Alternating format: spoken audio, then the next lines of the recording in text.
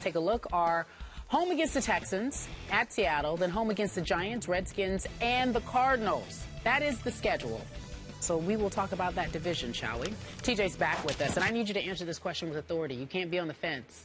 Will the Cowboys win the division? I won't try to hedge my bets. Yeah, I would pick the Cowboys to win the division. Start this off. I'm a fan of Tony Romo. I will say that. Why is that? As a receiver, I wouldn't mind Tony Romo throwing me the ball. Oh. I really wouldn't. I really wouldn't. Because I'm a receiver that's, when I played, I was off of timing and doing things the exact way that the coach wanted, and he seems like if you're a timing receiver, he's going to get you the ball. And so I'm a fan of Tony Romo, I will say that. But the Dallas Cowboys, they have what the majority of teams in the NFL want, a great offensive line. That's what they've invested first-round picks in offensive lines in the past few years, and now it's starting to pay dividends. It's starting to pay off. They went from last year averaging 120 yards rushing per game to, let me find this here, to now they're averaging 168 yards per game. That's a huge jump per game, huge.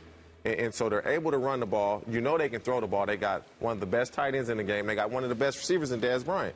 And so as long Terrence Williams, not bad. He's not a factor this early in the season, but he will be a factor. But as long as they can run the ball and they have an offensive line, so they will, I would pick them to win the division. Can you wait a minute? So somebody sitting at this desk said before the season started, the Dallas Cowboys would win this division. Who said that? And it was like shockwaves. It was the most outrageous thing. Someone and now fell down. A very smart man who really knows his football, who's now coaching and teaching high school football, TJ Houshmandzadeh, just sat here and said the Dallas Cowboys will win the NFC and he's East a very smart because man. Tony Romo he's pretty good. Yeah. They pick on Romo, man. He's not as bad as people make it seem, man. He really isn't. Oh, all right. So that leaves us with what? Stephen A. Smith. He's sleeping. Yeah. Oh, is it my turn? Is it my turn? Yeah. You know, listen, man. It's the Dallas Cowboys, man. You know, listen. I'm sorry. Was Tony Romo there last year? Yes or no? If I recall correctly, yes. Was he the year before? Well, he did get hurt Yeah, before the last game. I'm not before the talking last to you. game. I'm talking to him. TJ Houshmandzadeh, our guest on the show. Was Tony Romo there last year? The answer to that is no. Was he there the year before? Yes or no? But No. Yes, I'm getting to yes, let me was he answer there the year before that?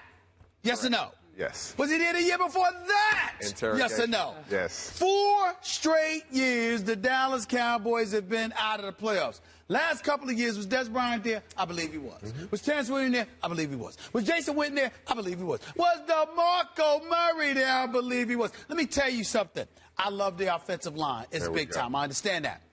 But did you notice that DeMarco Murray has run the ball 99 times already? Oh, He's on pace to run 400 times this year. It won't happen. They'll have to cut back. You and I both know that. When they cut back, that means that it'll be required upon Tony Romo to throw the ball more. Because I don't think that Dunbar Randall's going to be running the ball that much. Why not? I just don't think so. I could be shocked because they've shocked me already with Linehan and those boys giving DeMarco Murray the ball because that's what I've been saying. No one, and see, this is how the problem. You watch the show, you get caught up in the sauce, listening to Skip. Not at all. Let me tell you something right now. Nobody is questioning the talent that the Dallas Cowboys have. What we're saying is they are about hype. They are about money.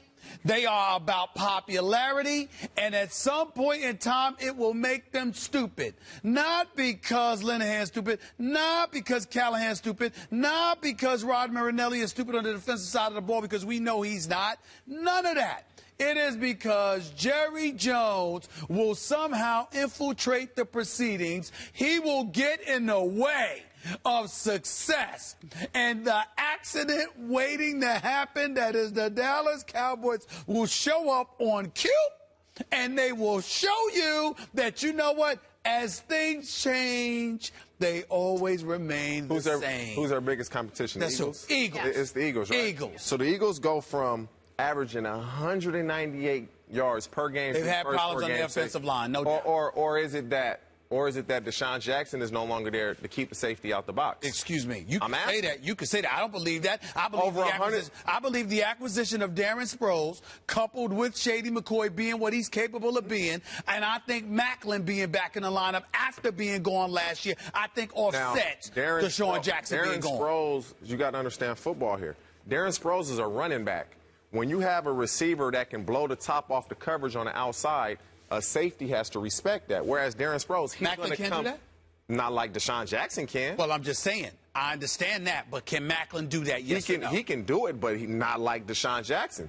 I don't you don't go from 198 yards through 4 games last year to 87 yards per game this year. It's not all on the offensive line. I'm not saying it's all on the offensive line. Yards. I'm simply saying that to some degree that's had something to do with how Shady McCoy has gotten of course. I'm saying you could dip and dunk it to a Darren Sproles who could be formidable, and I do understand what you're saying about that safety, which is going to be incumbent upon Macklin and a Riley Cooper who doesn't have that ability, obviously, to do something about it. But in the end, when you look at the weapons that the Philadelphia Eagles have, I'm not telling you that the Eagles are going to win the Super Bowl because I don't think they're good enough. But it doesn't take an Einstein to recognize that you don't need all of that to win the NFC East. I mean, are you kidding me? It's the NFC East. It ain't the NFC. It ain't the NFC West. I'm telling you, the Cowboys, they have it. They have that offense. When you have that offensive line, you always have games are won and lost. You know, Romo's going to get the credit or the blame.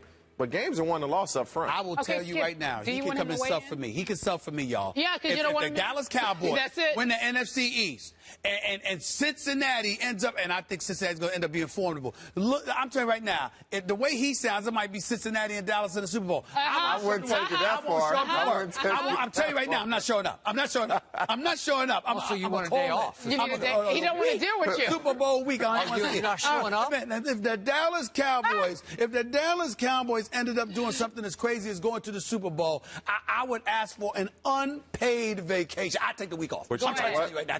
I can't take it. The next 5 games, you will get a real good feel of how good Dallas is. Oh, how? They got 4 the next 5 at home. Thank you. But look, who are they playing? Only Seattle. You got Seattle. That's going to be a good test. That's going to be a good barometer to see where they're at. They're going to get eaten up. At Seattle? At Seattle?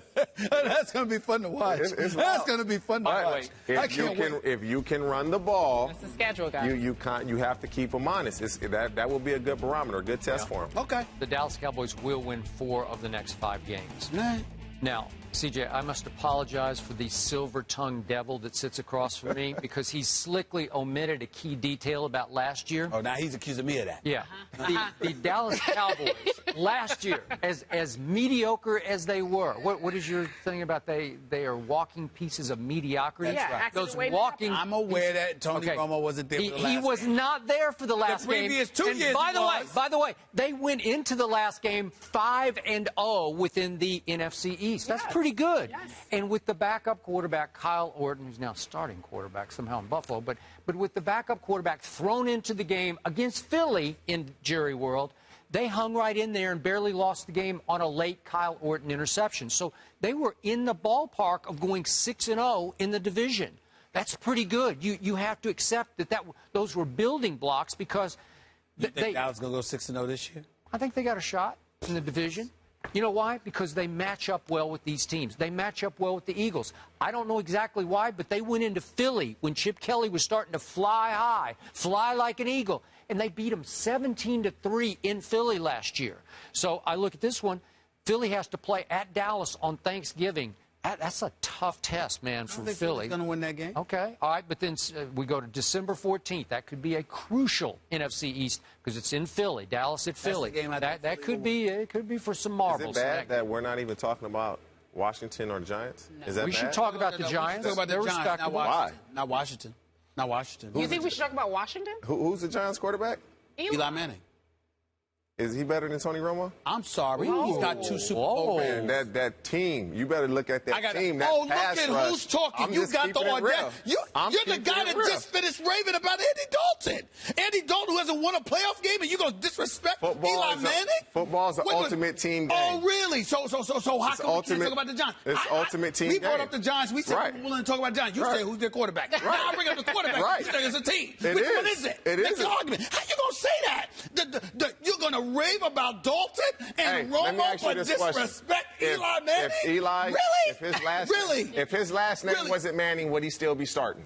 You know what? You could sit there and say that over the last 2 weeks. I'd say yes. Now the first 2 weeks I'd say hell no. But my point to you is this: who are you to talk? You brought up Dalton and Romo. Romo should have been benched years ago. If that's the case, Dalton should be allergic to football after Christmas. Romo doesn't have the defense that Eli had when they were, man, you got Strahan, Tuck, you're all them boys up front. That's why they won them Super Bowls. I'm saying to you, you can say whatever you want. Eli Manning did something along the way. He was balling. David Tyree caught the ball off his helmet. Manningham made a great catch.